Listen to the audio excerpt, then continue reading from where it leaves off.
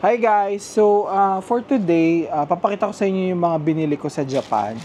So, kakauwi lang din namin. Actually, it's a day na after nung nag-Japan kami. So, first, ang pinaka sulit na nabili ko sa Japan ay ito. So, AirPods Max. Ayan. So, nabili ko to sa Akihabara station. So, mag-ikot-ikot lang kayo. I forgot the name nung store eh. Pero marami doon nagbebenta ng second-hand shop ng mga gadgets. More on gadgets sila. Fan kayo ng Nintendo, madami din doon, PlayStation. So, more on gaming, tech gadgets, cameras, ayan, Akihabara station sa Tokyo. So, ito, nabili ko lang siya ng 15,000 pesos sa pera natin. And then, rank A. So, ang color na nabili ko ay sky blue.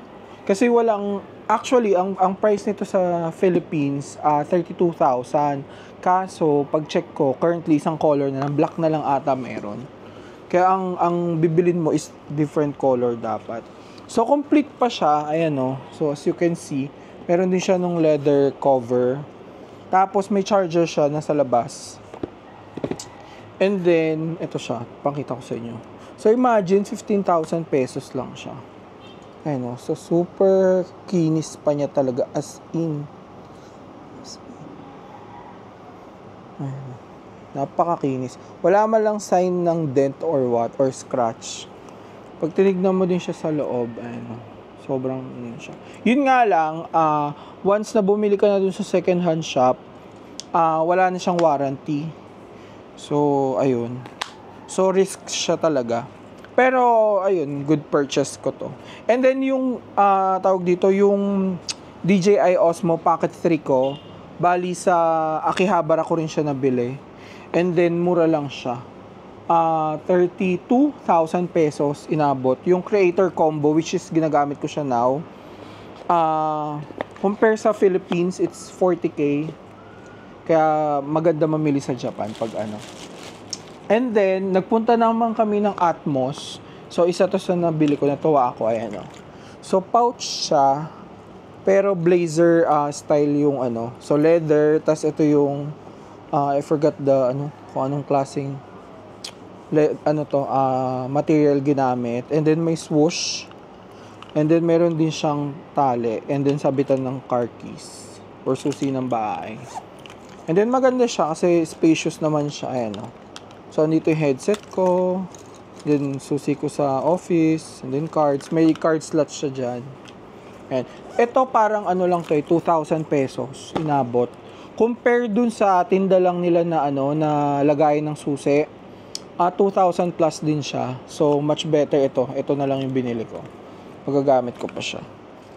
And then, moving forward, masarap din mag-shopping sa GU and Uniqlo. Yung mga Uniqlo kasi nasuot na. So, namili kami. Ito, GU to. So, maganda siya. 2,990 yen. Pero may less pa to. If I'm not mistaken, parang 1,2 ata ang less pa. So, hundreds na lang siya inabot. Ito siya. So, dalawang colors lang meron. So, unisex din to. Male or female pwede gumamit. And then, ito yung black color niya. So, ginamit ko na to nung nag-gym ako sa Japan. Ayan. So, spacious din. Kasya yung phone, yung mga Pro Max. And then, ito may another pocket siya. And then, din siya. Adjustable yung strap. So, if ever malaki kayo, matangkad, ganyan, kasya siya. And then, what else? So, isa rin sa highlight ng shopping ko sa Japan is yung Tokyo flight Jordan sa Japan. Kasi 2 stores pa lang ang merong Jordan. So, one yung Jordan Manila, and then second yung sa Tokyo. So, it's in Shibuya. If hindi ako naman. Shibuya, okay. So, Shibuya siya. And then, malapit siya sa mga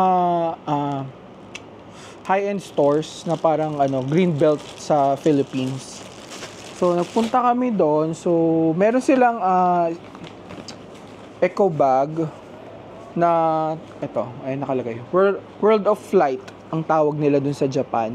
Kasi dito 'di ba Jordan, Manila. So for Japan, World of Flight naman siya.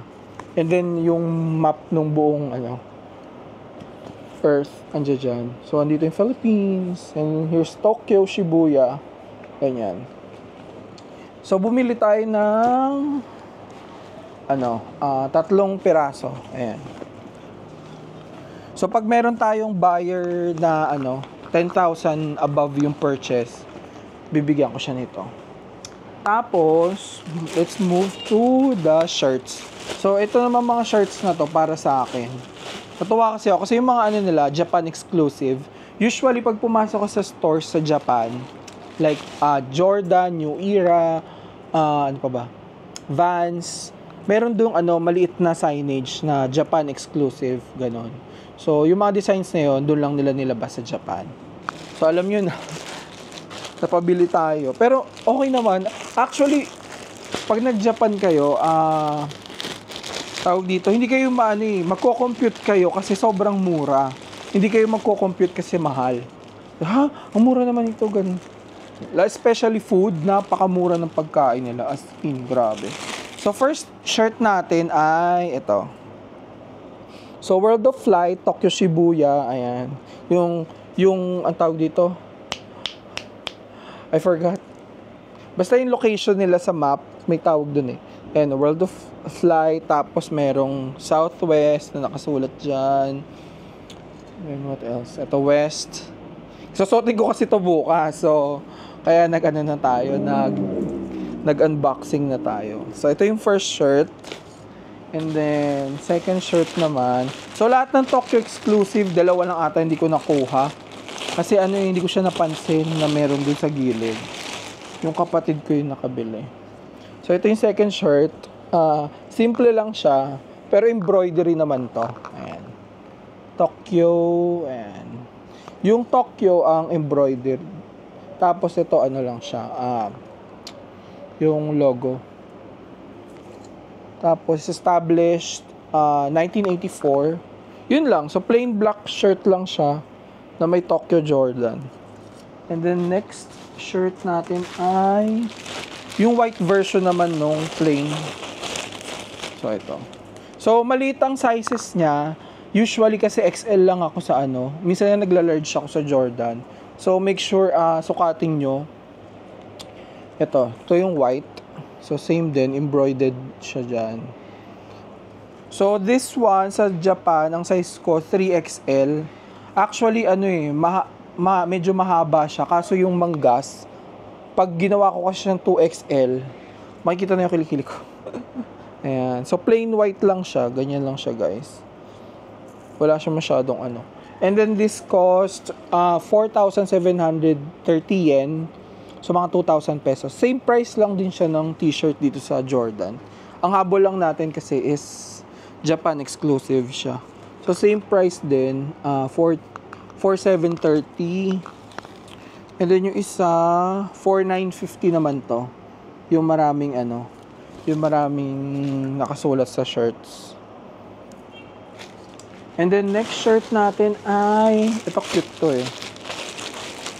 It's Japan exclusive din. 4,950 siya. Wait lang.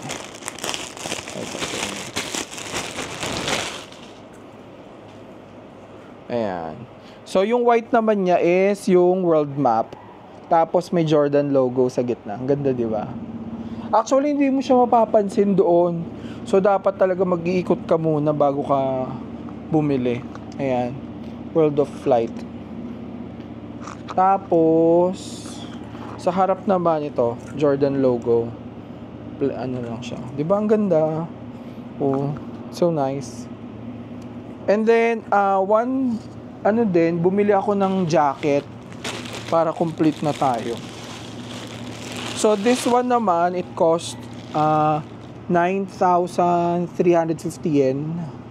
So, mga 4K, ganon. So, same din ang price sa sa Philippines.